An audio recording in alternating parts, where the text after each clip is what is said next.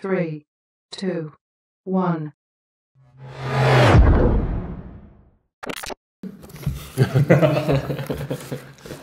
부장님 혹시 더불어미래연구소는 어떤 곳입니까? 더불어 평택미래연구소입니다. 아, 평택미래구나. 더불어 평택미래소는 더불어 함께 발전하는 평택의 미래를 연구하기 위해서 저와 뜻이 맞는 분들 한 20분이 모여가지고 만들어진 연구소입니다. 제가 이제 올해 5월 9일까지 한 30년간의 공직 생활을 마무리하고 새로 정치인으로 들어서면서 정말 고민을 많이 했거든요. 가장 첫 번째 고민이 평택의 미래였습니다. 네. 하나의 고민은 정치인으로서 좀 새로운 정치 문화를 만들고 싶었고, 두 번째는 그동안 행정 경험을 좀 바탕으로 해서 여러 사람이 함께 공감하고 함께 발전할 수 있는 평택의 미래를 한번 만들어 보고 싶었거든요. 그 연구소가 필요했고, 또 이렇게 오셔서 얘기를 해야 되는데 사무실이 없잖아요. 그래서 스타벅스 가서 얘기할 수도 없고, 그죠? 그러다 가지고 이제 여기 만들어서 이렇게 토론하고, 그래서 이제 더불어 평택 미래연구소는 큰 정책적인 제안도 중요하지만 평택 시민분들께서 사시면 좀 불편한 거, 조그만 거라도 그게 이렇게, 그리고 뭐 또 우리 동네에는 좀 이런 게 개선됐으면 좋겠다. 이런 거를 의견을 주시면 오셔도 좋고, 제 페이스북에 의견을 올려주셔도 좋고, 인스타그램에 올려주셔도 좋고, 어느 곳이나 상관없습니다. 네. 오늘 이거 사무실 오픈하고 저희가 처음인가요? 처음은 아닙니다. 햄버거가 처음입니다. 햄버거가 처음이에요. 햄버거 먹으면서 하는 게. 네. 먹방은 정말. 네. 그러면 어떻게 또 이제 구독 다 거주민들이시니까 한번 구독 하시면서 애로사항을 한번 질문 드리면 좋을 것 같은데요. 근데 너무 또 식상한 것 같아가지고 너무 그 뻔한 이제 그 문제점인 것 같은데, 그 사실 주차난이 되게 심각하긴 하거든요. 네. 신도시인데 이게 소사벌에서도 그런 사례가 있었을 테고, 여러 이제 구도심도 마찬가지로 지금 주차장이 워낙 부족하잖아요. 네. 이거에 대해서 혹시 난제인데 더불어 평택 미래연구소에서 싱크탱크가 제가 이제 부시장을 하면서 가장 많이 받은 민원 중에 하나가 주차장. 주차장 문제니까. 그리고 이제 평택을 이제 신도심과 구도심으로 볼 수 있거든요. 네. 신도심은 쉽게 얘기해서 우리 고덕국제 신도시 같은 이런 신도시, 구도심은 이제 기존의 뭐 우리 평택의 구도심 같은 거. 근데 구도심 같은 경우에는 주차난이 그 뭐 장사하시는 분들뿐만 아니라 거기 사시는 분들 자체가 힘들어요. 근데 우리 이제 신도시는 다행히 이제 사시는 거는 큰 이제 불편은 없는데, 주로 어디 나가셔서 쇼핑하실 때, 그리고 상가 영업하시는 분들이 되게 힘들어요. 근데 이제 뭐 왜 그러냐, 그런 원인 같은 거는 따진 이미 늦은 문제고, 지금은 이제 해결책을 만들어야 되는데, 제 생각에 첫째는 해결책만 놓고 보면 우선은 그 우리 뭐 고동 얘기 한정을 하면 이런 생각을 많이 해봤어요. 첫째는 그 학교 주차장 있지 않습니까? 네. 학교 주차장을 보통 이제 학교는 오전엔 선생님들이 갖다 주차를 하고 오후에는 텅 비잖아요. 그렇죠? 그래서 이제 오후 같은 곳을 학교하고 협력 사업을 해서 우리가 오후에는 주로 이제 상가에 손님들이 많이 오시니까, 그래서 그런 곳에 이제 주차장을 이용하게 하고, 그래서 그런 식으로 시에서는 그 대신 학교에 인센티브를 주고 그렇게 하는 것도 있어요. 네. 이제 그런 방식이 있을 수 있고, 이제 두 번째는 신도시에도 나대지가 있어요. 나대지라는 게 뭐냐면 건물을 지으려고 하다가 방치된 곳, 건물을 안 지은 곳. 그런데 보면은 이제 쓰레기 같은 게 굉장히 적재되어 있고, 굉장히 미관상 안 좋고 위생상 안 좋거든요. 이제 그런 곳을 저희들이 시가 뭐 매입할 수도 있고, 때에 따라서는 임대할 수도 있고, 네. 그러니까 요즘은 이제 그런 분들 같은 경우에는 세금을 내는 문제가 있어요. 아버지 같은 경우에는 세금을 많이 내. 그래서 그런 분들을 얘기를 해서 시에 내는 세금을 면제해 주는 대신 일정 부분 시가 얘기를 해서 그것을 주장으로 쓰는 거죠. 그렇죠? 그리고 이제 시가 뭐 잡석 같은 거 깔아주고. 이제 그런 방안이 할 수 있고, 세 번째는 우리 아파트 옆에 상가 같은 거 있지 않습니까? 아파트도 똑같아요. 저녁에는 꽉 차 있는데 낮에는 다 비거든. 이분들이 저녁에는 와서 주차를 하지만 이제 낮에 되면은 이제 다 차갖고 오전에 나가시지 않습니까? 시간이 이게 딱 반대거든요. 이제 그런 경우 이제 인센티브를 줘서 아파트에 인센티브 일정 부분 인센티브를 주고 대신 상가에 오시는 손님들을 이용하게 하고 지금은 평택 구도심에도 그렇게 하는 곳이 몇 군데 있습니다. 그러니까 그런 식으로 주차 문제라는 것은 단시간에 확 해결할 수는 없어요. 말씀드렸듯이 가서 현장을 보고 하나하나 해결해야 됩니다. 예를 들어가지고 제가 처음에 22년도부터 부시장을 했거든요. 이제 그때만 해도 평택에는 고덕은 삼성 반도체가 잘 돌아가서 경기가 되게 좋을 때였어요. 그때는 주차 문제가 엄청 심각했어요. 그 원인을 보니까 고덕 반도체에서 근무하시는 근로자분들께서 그 월요일 아침에 일찍 와가지고 주차를 다 해놓으시더라고요. 이게 상가 전체. 그리고 이제 이분들이 금요일 날 끝나고 토요일 날 갈 때까지 차를 안 빼시더라고요. 그러다 보니까 어떻게 할 수가 없잖아요. 근데 이제 그 주차장은 무료야, 무료. 그러니까 무료기 때문에 어떻게 단속할 권한도 없었어요. 그래서 그런 경우 같은 경우는 그 당시 제가 담당 팀장님하고 얘기를 해서 여기를 유료화를 시키자. 유료화를 시키는데 그냥 무조건 유료화 시키면 상가분들이 또 문제가 되니까 시간을 1시간이나 이렇게 1시간 반 정도는 무료화 시키고 나머지는 하고 이제 그런 식으로 주차 문제라는 거는 지금 말씀드렸듯이 가서 현장에서 가장 심각한 곳부터 가보고 그래서 하나하나 보고 주변 여건을 이렇게 봐서 그런 거를 개선하는 그런 전략이 필요합니다. 그래서 이제 저는 그 부분에 대해서는 고덕제 신도시나 뭐 이런 구도심 이런 부분에 대해서는 한번 제가 우리 평택미래연구소에서 좀 연구를 한번 해보고 그런 개선 방안을 지금 만들어볼 생각을 하고 있습니다. 무지성 질문일 수도 있는데요. 네? 무지성 질문일 수도 있는데. 네, 무지성 좋아해요. 고덕 한 가운데 이제 한박산 공원이 이렇게 어떻게 보면 방사형으로 이렇게 펼쳐져 있잖아요. 그 한박산 공원 지하를 송도처럼 이제 지하화를 해서 거기에 그 근본적인 주차난 문제를 해결할 수 있는 방안은 없을까? 이제 그것도 뭐 그 돈이 드는 문제이기 때문에 좀 어렵긴 하겠지만 그래도 지금 아직 도시가 완성되지 않은 상태에서 그런 아이디어는 그거는 그러니까 아시겠지만 이제 고덕국제 신도시를 처음에 만들 때 제가 개발 일종의 설계를 이제 같이 했던 사람이거든요. LHC 담당자들하고 한박산도 사실 제가 굉장히 애정이 많은 곳이에요. 이제 그 생각이 저는 필요할 수도 있다고 보는 게 거기 이제 안에 보면은 옆에 거기에 아트센터 있죠. 평택 아트센터 있고 평택 박물관이 있고 그 옆에 도서관도 있고 그래서 그 생각을 많이 했어요.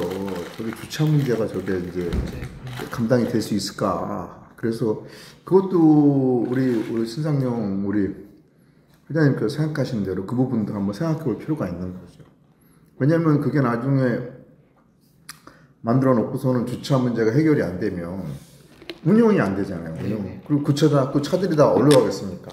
아파트 단지 안으로 들어가겠지. 민원이 되게 심각해지지. 그래서 그 부분도 뭐 당장은 뭐 어떻게 해야 된다 말아야 된다 하는 이제 어렵겠죠. 왜냐하면 모든 사업이라는 거는 우리가 타당성, 비시 분석을 해야 되고 예산 상황을 봐야 되지만 그 부분도 우리가 이제 장기적으로 보면 뭐 필요해 할 수 있는 문제라는 생각은 듭니다. 네. 가족들이 움직이게 되면 요즘은 다 차로 움직이니까. 애기들도 있고 끝나면 주차가 필요한데 주차가 부족한 곳은 사람들이 안 가게 돼요. 그렇죠.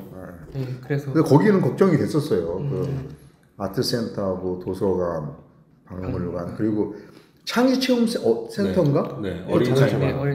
어린이 창의관. 어린이 창의관. 처음에 제가 부시장할 때는 창의 체험 센터였는데 맞아요. 어린이 창의관? 네, 지금 거기까지 몇 개가 들어오니까 생각할 수 있다는 생각을 해요.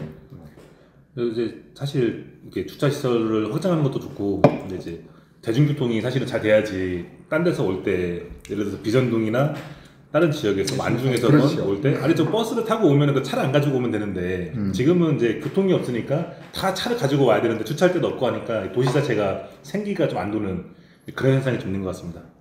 이제 교통 문제도 평택의 교통 문제가 제가 이제 저는 경기도에 근무하면서 이제 다른 도시 같은 경우도 많이 경험을 해봤고 이제 아까 말씀드렸듯이 도시 설계를 해봤기 때문에 도시의 가장 핵심이 교통이에요. 도로. 네네. 그리고 그 다음에 아까 말씀하셨듯이 차를 운전해서 뭐 교통을 이용하는 경우도 있지만 대중교통이 핵심이거든요. 네. 근데 이제 평택의 대중교통은 이런 문제가 있습니다. 평택이라는 곳이요. 그 면적으로 보면은 수원의 4배예요. 잘 모르셨죠? 4배까지는 생각해서. 네, 수원이 121평방킬로고 평택이 458평방킬로입니다. 거의 4배. 그리고 평택이 동서로 엄청 길어요. 그 진이 평택의 가장 동쪽이 진이거든요. 서쪽이 이제 제가 태어난 포승인데 차로 가면 안 막혀도 1시간 그냥 안 막혀도 네네. 그죠? 수원이라는 곳은 동서로 20분이면 끝납니다. 그거 짧아요. 근데 이제 평택의 교통 노선을 보면 저 서부에서 뭐 평택시청까지 오고 그러다 보면 동서로 엄청 긴데 이 차들이 또 그 구석 그 뭐죠? 이렇게 다니면서 그렇다고 마을 구석구석까지는 안 가는데 이렇게 좀 마을에 이렇게 몇 곳을 들려요. 그러다 보니까 차가 이게 엄청 운행 시간이 길어져요. 동서로도 긴데 그냥 직선으로 쫙 가도 길 텐데 거길 또 마을 들어가서 몇 군데를 다녀. 그러니까 무슨 문제가 있냐면 이 출퇴근 시간에 배차 시간이 엄청 길어지죠. 그죠? 그러다 보니까 사람들이 이용을 안 해. 워낙 긴데 그래서 이제 평택은 우선 문제는 그러니까 쉽게 다른 도시하고 비교하면 다른 도시는 간선도로는 큰 버스를 배치합니다. 그리고 작은 곳은 마을 버스를 배치해요. 그래서 마을 버스를 타고 와서 간선도로에 환승하는 시스템을 만들어요. 무슨 말씀인지 알죠? 자, 생각해봐요. 고덕이라는 도시가 얼마나 큽니까? 여기 인구가 14만 되잖아. 계획이. 여기를 큰 버스로 다 돌릴 수 없어요. 절대. 이런 곳은 권역별로 마을버스가 돌아가야 돼요. 시민들도 조금 불편할 수 있어요. 왜냐하면 그 큰 버스를 타면 한 번으로 가는데 근데 큰 버스로 가는 곳은 한정돼 있거든. 고덕 전체에서 몇 군데 안 돼요. 그렇잖아요. 그렇기 때문에 몇 군데 간선으로 가는 데만 큰 버스를 운행을 시키고 작은 버스는 마을 버스를 돌려가지고 간선에 가는 버스 연결시켜주는 시스템을 만들어야 돼요. 자, 포승을 예를 들어 볼게요. 포승 같은 곳은 포승읍의 면적이 안양시보다 커요. 모르셨죠? 모르는 게 많을 거예요. 네네. 근데 안양시 버스 노선이 대략 20개가 넘어. 안양시. 와. 안양시니까. 근데 포승은 한 4-5개 돼. 그러니까 포승분들이 그 버스를 이용할 수가 없어요. 왜냐면 그 버스가 다니는 데까지 올라오고 그러면 걸어서 뭐 어떤 분은 20분씩 걸리니까 뭐 한여름에 20분, 한겨울에 20분 걸을 수 없잖아요. 그렇기 때문에 시스템 바꿔야 돼요. 말씀드린 듯이 큰 도로는 간선도로는 큰 버스로 다니고 그 작은 도로는 작은 곳은 그렇죠? 작은 버스는 마을을 다녀서 나름대로 촘촘하게 다니게 해줘야 돼요. 그래서 환승 시스템으로 이걸 환승으로 연결시켜줘야 돼요. 처음에 불편해요. 이해할 수 있어요. 하지만 그러니까 큰 버스를 타고 처음부터까지 다니던 사람은 불편할 수는 있지만 그죠? 근데 이제 그렇게 하면은 마을에서 대중교통을 이용하지 못하던 사람들도 대중교통을 이용하게 되죠. 고덕도 그렇게 가야 돼요. 지금 이제 똑버스가 운행되고 있는데 똑버스 시스템도 있지만 마을버스 전체로 해가지고 간선으로 연결해주고 이분들이 그거를 타고 지지역을 가고 평택역을 가나 그렇게 해줘야 돼요. 그건 평택 교통의 문제. 원래 BRT가 이렇게 노선이 이렇게 설계가 돼 있었지 그렇죠. 않겠어요? 그러니까 BRT까지 연결을 시켜줘야지. 걸어서 BRT까지 갈 수는 없으니까. 저도 그냥 무지성으로 저 잘은 모르지만 예전에 이런 상상을 했었거든요. 상상의 얘기인데 평택 지지역이 있고 이제 평택 지하철 평택선을 하나 이제 뚫는 겁니다. 그래서 평택 지지역에서 뭐 평택역에서건 출발을 해서 뭐 고덕역을 하나 중간에 고덕에서 하나 고덕 신도시역을 하나 만들고 5성에서 한번 내리고 안중에서 한번 내리고 안중역까지 해서 안중에서 한번 내리고 그게 이제 포승까지 연결되는 거죠. 선이 있다고 하면 그러면 그 노선만 있으면 용인에도 왜 경전철이나 이런 것들이 있으니까 춘천 가는 것도 있고 사실 이제 어려운 문제긴 한데 그러면은 우리가 지금 평택이 아까 말씀하신 것처럼 면적은 넓은데 도시 간에 이게 지금 연계가 안 되는 게 문제지 않습니까? 그러면은 이제 이동하기도 수월하고 지하철 정말 정말 필요하지 않을까 하는데 이거는 이제 장기적인 굉장히 사고. 우리가 지금 평택이 저는 이제 여기 부시장도 해봤고 그 포승 서부 쪽에서 이제 경기경리 자유구역 청량도 해봤는데 평택이 교통이 제일 막히는 곳이 우리가 쉽게 38번 국도라고 그래가지고 평택에서 안중 쪽으로 들어가는 게 많이 막히거든요. 근데 거기가 한 30km 돼요. 거리 자체가. 네. 이 동서로 가는 거리 자체가 굉장히 먼 거리예요, 사실은. 그래서 이제 평택의 교통난을 해결하는 방법은 말씀하신 대로 그 철도 전철을 시민들이 편하게 이용하게 만들어줘야 돼요. 그렇지 않습니까? 지금 평택역에서 안중역을 가는 그 철도가 생겼는데 몇 개 안 다니거든요. 그것도 장기적으로 전철화 시켜야 돼요. 그래서 아침에도 전철처럼 노선도 많이 다니고 그렇게 해주고 거기를 환승 시스템을 잘 만들어줘야 돼요. 그러니까 교통의 핵심이 환승이야, 환승. 네. 그러니까 쉽게 내가 집에서 뭐 고덕에서 간다고 쳐요. 고덕에서 안중을 갑니다. 차를 갖고 가는 방법도 있겠지, 그렇죠? 근데 고덕에서 말씀드린 그 마을버스를 타고, 그렇죠? 마을버스 같은 건 역까지 연결시켜 줄 수 있으니까, 그렇죠? 역으로 가고, 그래서 전철을 타고, 안중에서 또 환승을 하고. 처음에는 굉장히 멀어 보이는데 차가 이 여기 국도로 가서 막히는 것보다는 그게 빠를 수 있거든요. 훨씬 빠릅니다. 그래서 안중역을 만들었는데 안중역이 지금 문제가 뭐냐면 버스가 잘 다니는데 환승이 잘 안 돼. 그래서 그런 환승 시스템을 만들어 주는 게 굉장히 중요해요. 그래서 장기적으로 전철로 가되 아까 얘기한 대로 5성의 역을 하나 이렇게 좀 만드는 그게 필요하고 장기적으로. 그리고 서해선 같은 경우 안중에서 향남으로 가지 않습니까? 그 중간에 청북에도 하나 이렇게. 평북도 교통 여건이 굉장히 안 좋아요. 왜냐하면 아까 말씀드렸듯이 우리 평택의 교통의 핵심이 그 국도 38호선 동서로 가는 선이거든요. 그러니까 그나마 동서로 가는 선에 연결되어 있는 데는 지역은 좀 그나마 편한데 청북은 거기 약간 위쪽으로 돼 있잖아요.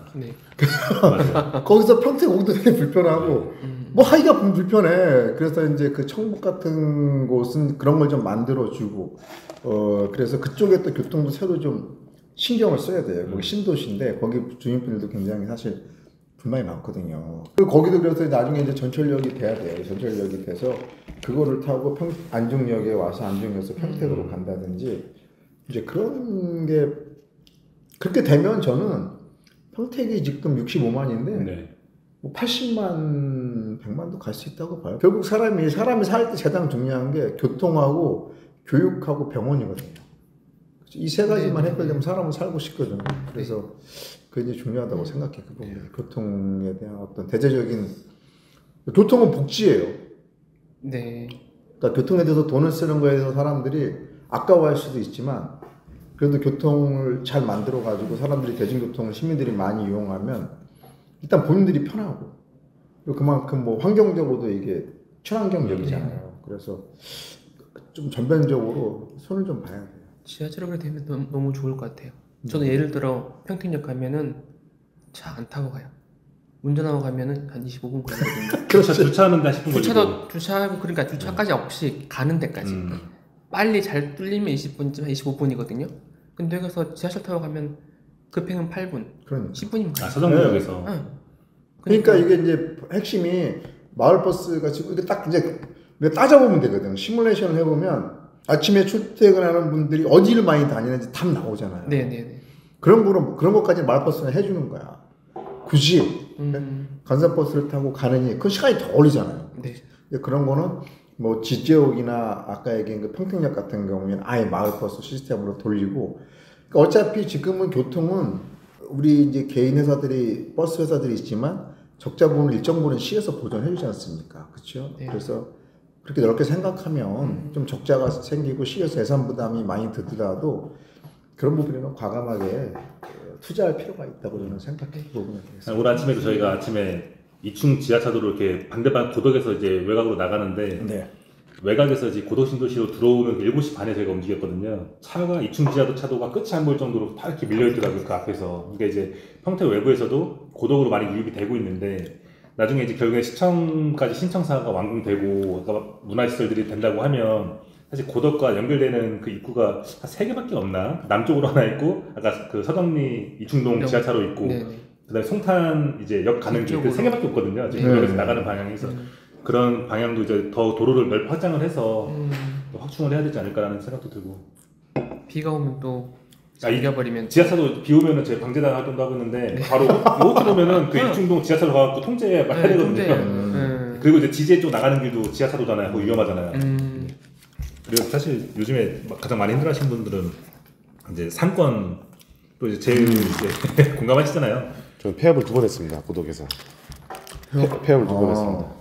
근데 처음에 장사가 엄청 잘 되다가 잘 될 수밖에 없는 게 이제 상가가 이용할 상권이 없으니까 생겼다 하면은 다 잘 되는데 이제 그게 어느 정도 유지를 하더라도 너무 임대료가 비싸고 하다 보니까 보통 신도시가 그래도 1년 6개월 정도 버티는데 고덕은 한 8개월 정도 평균적으로 버티고 그 망하는 주기가. 아니 근데 그 임대차 계약을 보통 2년을 하는데 8개월하고 망하면 나머지 또 이제 14개월은 공실로 그냥 내버려 두는 거죠. 네, 문 닫아버리는 14개월이 아니지 16개월이죠. 네. 16개월은 또 이제 그 임대료 내야 되잖아요. 그래서 보증금을 계속 까먹으면서 소멸하고 끝나는 거죠. 네. 마지막에 폐업 지원금 받고 철거하고. 그리고 또 상가주는 그대로 또 이제 계약 기간 끝나면은 또 공실로 이제 이자 부담을 해야 되는 거고. 그래서 지금 고덕이 뭐 지금 단계별로 또 이렇게 1단계, 2단계 삼성 앞 상권 이런 식으로 해가지고 상권만 해도 서정역 앞에 상권이 또 있고 중심 상업지구가 있고 그렇죠. 그리고 1, 2, 3단계만 해도 크게 다섯 개로 나눠지거든요. 그러니까 이 상권이 밀집이 될 수 있는 여건이 전혀 안 되는 거예요. 또 이게 막 이게 아파트도 방사형으로 퍼져 있는데 블록 돼 있지 않습니까? 그러니까 이게 뭐 구도심이나 뭐 시장 같은 곳은 그래도 어느 정도 밀집이 돼 있고 월세도 좀 어느 정도 저렴하기 때문에 이게 약간 안정적이고 훨씬 장사가 잘 돼요. 근데 신도시는 이게 진짜 불나방처럼 이게 잘 되겠지, 아파트가 이렇게 많고 세고 하니까 잘 되겠지 하고 이제 하는데 실제로 해보면은 인건비에 자재값에 뭐 월세까지 하면은 절대 버텨낼 수가 없고 지금 삼성도 저렇게 힘든데 이게 지금 안 되는 것 같습니다. 그래서 지금 좀 특단의 대책이 좀 필요하다 이런 생각이 좀 있습니다. 대안이 너무 어려울 것 같은데 어떻게 혹시 어떤 생각을 가지고 계신지. 근데 그 상가 문제는 제가 이제 경기도에서 일자리 정책관이 그 당시에는 또 일자리가 되게 중요해서 일자리 정책관이라는 이름이었는데 그 업무가 지역 지원하고 이제 소상공인 지원 그런 업무를 같이 하는 거예요. 네. 그리고 전통시장 지원. 근데 그때는 제가 그때 언제 했었냐면 2014, 15년 경에 했을 겁니다. 2014년 경에. 지금 한 10년 전 얘기잖아요. 네. 근데 그때는 주로 이제 핵심이 뭐였냐면 그때도 주차장이 핵심이었어요. 주차장. 왜냐하면 이제 우리 그 전통시장이나 골목형 상가 같은 경우에는 주차장이 없는 곳이 엄청 많았어요. 그래서 그때 중소기업 벤처부라고 그러죠. 네. 거기 예산하고 경기도 예산을 따가지고 시군 예산을 매칭을 해서 주차장을 만드는 게 핵심이었고 지금도 물론 이제 뭐 주차장 문제가 핵심이긴 해요. 아까도 말씀드렸지만. 네. 근데 이제 상가는 약간 틀려요. 거기서 일하시는 상인분들이 느끼는 문제점, 애로사항하고 개선 방안이. 첫째는 이제 우리 평택에는 전통시장이 5곳 있거든요. 네. 그러니까 전통시장의 어떤 그 애로사항이나 개선 방안이 틀리고 전통시장 말고 골목형 시장이라고 그래가지고 이제 뭐 조그만 상가도 시장도 있지만 또 거기도 집단화된 상점가. 네, 그런 것도 있습니다. 네네. 그 다음에 아까 말씀드린 그 신도시의 상가들도 있고. 네. 그래서 대응방이 다 틀린 거지. 왜냐하면 이제 문제가 다 틀리기 때문에. 그래서 이제 경기도에 근무할 때는 이재명 대통령 지사로 근무할 때는 경상원 경기도 시장상권진흥원이라는 곳이 있었어요. 조직이 굉장히 큽니다. 네. 크고 전문화돼 있어요. 그리고 그 역할은 주로 이제 정책적인 역할을 많이 해요. 31개 시군에 직접 할 수는 없으니까 무슨 어떤 정책을 심어주고 어떤 방향으로 하고 직접 나가서 또 컨설팅도 해주고. 저는 그거를 평택에 지금 소상공인 지원센터가 있을 겁니다. 있는데 제가 부시장 때 그게 만들어졌는데 그때 지금이 거기 센터장하고 사무국장 분인가 이렇게 두 분가 계신 걸로 알고 있어요. 저는 그거를 뭐 경기도시상권진흥원 수준 아니더라도 평택시장상권진흥원 수준으로 좀 새로 만들어야 된다고 생각해요. 그래서 지금 조직보다 좀 키우고 적어도 세 개 분야로 나눠야 된다. 전통시장 지원 분야, 그 다음에 골목형, 상가나 상점 지원 분야, 또 신도시, 신도시의 상가나 상점 지원 분야. 그래서 이제 그것도 그렇게 하나 만들고 그거를 지금 서부, 북부, 그리고 우리 고독 이렇게 남부 이렇게 해서 좀 나눠서 만들어야 된다. 왜냐하면 그거를 늘 생각한 거예요. 제가 이제 그 회의를 주로 소상공인 지원센터에서 여기 하는데 시청 뒤에 있거든요. 근데 여러분들이 오면 굉장히 이분들이 짜증을 내는 거예요. 왜냐하면 아니 이거 잠깐 회의 오면 무조건 한나절이잖아요. 뭐 그렇죠. 10시에 하면 9시부터 와가지고 뭐 회의하고 1시간 하면 11시에 뭐 밥 먹고 이러면 못 한다는 거지. 그러면 이거 할 때마다 와가지고 애로사항도 많은데 저는 그런 게 필요하다고 생각해. 이 소상공인들을 위해서는 좀 그런 조직이 필요해서 그냥 수시로 수시로 가서 물어보기도 하고 접근이 직원들도 가서 또 이렇게 하고 그래서 그런 조직은 확대할 필요가 있다고 생각해. 그래서 모든 게 그렇습니다. 모든 문제를 한 번에 해결할 수는 없어요. 그래서 제가 행정을 하면서 제가 늘 싸운 경험이에요. 이게 그리고 오래되고 큰 문제일수록 그만큼 해결하는데 시간이 더 오래 걸리고 또 디테일하게 해야 돼. 그래서 그런 문제도 하나하나 이렇게 짚어 나가야 돼요.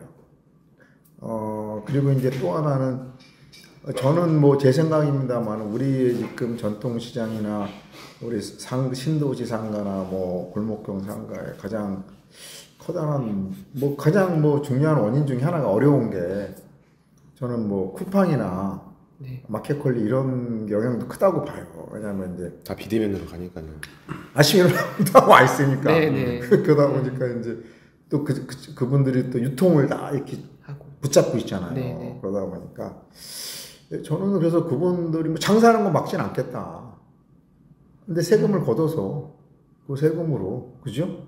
어려운 분들 이렇게 도와주는 정책이. 그러니까 그런 정책이 저는 맞다고 생각해요. 그래서 지금 그렇다고 뭐 마켓컬리나 쿠팡이 100% 다 할 수는 없지 않습니까? 결국 우리 같이 또 현장에서 또 우리가 쇼핑도 해야 되고 거기에 대해서는 이제 하나하나 이렇게 세분하게 그런 고민을 해야 돼. 지금부터 우리가 그냥 소상공인 센터를 하나 만들어 가지고 그냥 이렇게 전문성 없이 하지는 않고 지금부터 전문적으로 얘기도 들어보고 어떻게 개선해야 되는지 상담도 해보고 직접 현장도 나가보고 경기도 있을 때는 그 컨설팅 해주는 분들이 많았어요. 컨설팅 그분들이 직접 나가서 상담하고 결국은 팔로잖아. 팔로. 그렇죠. 팔로에 대해서 같이 고민해주고 그런 조직을 이게 평택에서는 아주 우선적으로 필요하다고 생각해요. 지금 소상인 사람들은 정신을 못 차리고 있습니다. 그렇지. 그런 생각 자체를 할 수 있는 상태가 할 수가 아닌 없지. 거죠. 먹고 살기가 먹고 살기 하루하루 먹고 사는 문제보다는 하루하루 부닥치는 문제가 많으니까. 그래서 한숨밖에 안 나오는 현실인데 그거를 좀 옆에서 전문적으로 그걸 그렇죠. 대신 고민해주고 애로사항을 얘기하면 들어주고 그렇죠. 만들어주고 또 그런 전문성을 통해서 경기도의 소상공인 지원 사업이나 중소기업 벤처부에 그렇죠? 네, 그런 네. 지원 사업도 많이 받아오고 네네네. 그렇게 하면은 좋죠. 그렇게 도시가 살아야지 또 사람이 더 양도 질도 더 좋아지게 되는 거고. 이게 진짜 고독이 신도시가 그 겉으로는 번지르르한데 사실 진짜 재난이거든요. 재난 상황입니다 진짜. 그래서 말씀하신 거에 엄청난 공감을 형성을 하는데 그럼에도 불구하고 이 신도시에 좀 전담하는 팀이 좀 있으면 좋겠다라는. 그러니까 이렇게 만들어야 돼. 네, 말씀드렸듯이 세 개 팀. 전통시장 팀, 그다음에 이제 골목형 상가. 네, 행정가 팀. 보통 나와 있는 네, 상가, 그다음에 이제 신도시 팀 네, 이렇게 신도시 만들어서 팀을 좀 필요합니다. 말씀드렸잖아요. 세 개가 다 문제도 틀리고 대응 방안도 틀리다니까요. 그걸 한 곳에서 하면은 안 되지, 그렇죠? 그리고 이제 그만큼 전문 인력을 확보해야죠. 네네. 일도 많이 해보고 뭐 중앙하고 이렇게 경기도하고 네트워크 굉장히 중요하거든요. 이게 그런 있는 사람도 좀 연봉을 좀 많이 줘도 네네. 데려오고, 그죠? 그래서 이제 공실과 상권 활성화 이거에 진짜 완전 난제인데 임대인의 입장도 있고 임차인의 입장도 있고 그 주민들이 또 소비를 해야 되는데 이거 엄청 큰 프로젝트로 해서 뭐 아까 말씀하신 것처럼 중앙정부의 뭐 큰 사업들이 있지 않습니까? 근데 그걸 끌고 오기에도 요건이 진짜 신도시는 안 맞아서 그런 부분들을 좀 이렇게 좀 지자체에서 적극적으로 이렇게 매칭시켜주는, 만약에 그렇지. 예. 이 법으로 이렇게 조인이 안 되는 부분이 있다 하면은 좀 지자체가 그 부분 공백을 좀 어떻게든 해소해주면서 이렇게 좀매갈 수 있는 그런 부분들을 좀 하면 그렇죠. 좋겠다 했는데 그 부분이에요. 네. 말씀드렸듯이 이 큰 문제를 한 번에 해결할 수는 절대 없어요. 네. 말씀드렸듯이 디테일이거든.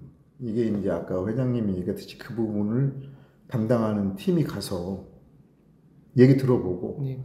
문제점이 뭔지 검토해보고 개선 방안을 만들어보고 그 과정에 같이 상인분들하고 그죠? 공무원들하고 또 뭐 경기도의 전문가들하고 같이 얘기해서 틈을 하나씩 메꿔 나가야 되는 거거든요. 이게 그 틈이 뭐 예를 들어서 100개의 틈이 있다 그러면 하나씩 해 나가야 돼요. 이걸 100개를 한 번에, 행정은 그렇더라고. 제가 행정을 30년을 해봤는데 모든 게 한꺼번에 되는 건 없어요. 정말 그러다 보니까 좀 답답해도 결국은 시간이 지나면 우리가 하나의 목표를 가지고 방향을 가지고 가서 하나씩 해결하면 결국 네. 이게 표가 되고 나중에 도움이 됩니다. 네네. 앞으로 또 이렇게 18일 날 토요일 날에 포럼을 앞두고 계신데 이번 주 토요일. 네, 저희가 또 너무 시간을 많이 뺏는 것 같아가지고요. 아니 괜찮습니다. 뭐 그냥 빼는 김에 더 빼. 이거는 뭐 그냥 제가 볼 때 뭐 편집 없이 그냥 라이브로 그대로 올려도 좋을 것 같아요. 18위는 그 이재명 정부와 평택의 미래를 그리다는 주제로, 이 제목은 그런데 이제 대한민국 정치와 평택의 미래라는 그런 주제가 그겁니다, 사실은. 네네. 그래서 이제 주로 그 이재명 정부의 정책이 평택에 어떤 영향을 미치는지 그 부분도 얘기를 할 거고요. 아직 뭐 그 토크 콘서트라는 게 아시지만 저도 나오지만 뭐 그 박시영 TV의 박시영 대표님, 그다음에 오창석 평론가, 그다음에 박진영 평론가 같이 굉장히 유명한 분들이 나오거든요. 정치 평론가로. 네. 자유롭게 이것처럼 자유롭게 얘기하는 거야. 그렇기 때문에 사실 뭐 제가 어떻게 하자고 방향을 잡을 수도 없고, 그러면서 이제 우리 대한민국 정치가 가야 할 방향, 네네. 이제 그런 거를 얘기하는 거거든요. 그리고 또 그러면서 우리 평택시 미래, 제가 한 이런 얘기가 나올 수도 있겠죠. 미래 그런 얘기를 하기 때문에 뭐 오셔서 들어보시면 네. 가수들이 노래하는 것보다는 조금 더 재밌을 수 있지만 그래도 새로운 겁니다. 뭐 제가 자신 있게 얘기하는데 평택에서 지금까지 이런 건 없었어요. 이런 토크 콘서트 정치를 주제라는 제 생각 저는 없다고 생각. 제가 여기 있으면서 못 봤으니까. 네네. 그리고 그런 중앙에 그런 분들이 오신 적도 없었고 그래서 제가 평택의 정치를 하면서 평택의 정치 문화를 바꿔보고 싶다고 말씀드렸는데, 전 정치인의 가장 큰 기본 소양은 공부라고 생각해요. 정치인은 방향을 제시하는 거지 않습니까? 그렇잖아요. 네. 방향을 제시하는데 혼자 제시하는 건 아니고 시민들하고 여러분들하고 얘기를 들으면서 앞으로 평택의 미래는 이렇게 가야 된다고 얘기하는 거잖아요. 네네. 대한민국 정치는 이렇게 가야 된다. 그럼 제가 알아야 되잖아. 제가 모르고 뭐 할 수는 없잖아요. 그렇죠? 저는 네네. 기본이 이 공부라고 생각을 해요. 그래서 그런 모습을 좀 보여드리고 싶어요. 네네. 앞으로 평택의 정치인들이 공부하자. 그리고 더불어 평택 미래연구소를 만든 것도 미래를 알려면 또 공부해야 되거든요. 그래서 그런 취지로 만들었습니다. 그래서 좀 10월 18일 날 행사도 많더라고 제가 보니까 비가 왔으면 좋겠어요. 행사도 많아서 뭐 바쁘셔서 못 오실 수는 있는데 또 새로 시도하는 행사이만큼 와주셔가지고 많이 좀 관심도 갖고. 아니 좀 허락해 주신다고 하면은 저희가 그때 촬영이 해가지고 이제 많은 분들이 볼 수 있게끔 네네. 유튜브에 저 GBS에다가 올려도 상관없습니다. 네, 네. 저는 뭐 저도 실시간으로 방송을 할 거고 어른분들이 와서 촬영해서 올리셔도 저는 네네. 상관없다고 생각해요. 그거에 대해서. 그렇게 나온 방향을 널리 알리는 게 더 그렇죠. 좋은 거죠. 네, 네. 그래서 이제 그게 끝나면 어느 정도 뭐 여유가 될지는 모르겠는데 뭐 평택의 교통, 그다음에 소상공인 네. 이런 부분을 또 한번 우리가 계속 시리즈로 한번 해보려고 네. 해요. 추진한 문제 이런 너무 거를. 좋다. 아, 네. 이제 주제 테마를 이제 테마를 줘가지고. 네, 그렇게 해서 이제 제 욕심은 그래요. 네. 욕심은. 그런데 이제 이렇게 여러 분을 모아놓고 하려니까 부담이 돼. 그래서 이제 그렇지는 않더라도 뭐 이런 식으로 전문가 이렇게 모셔놓고 네, 그죠? 네, 네. 여기 유튜브 이렇게 해서 관심 있는 분들 보시고 네. 이제 그렇게 좀 평택시 의회하고 협조를 해서 네. 그렇게 해서 좀 새로운 모습을 보여드리고 싶어요.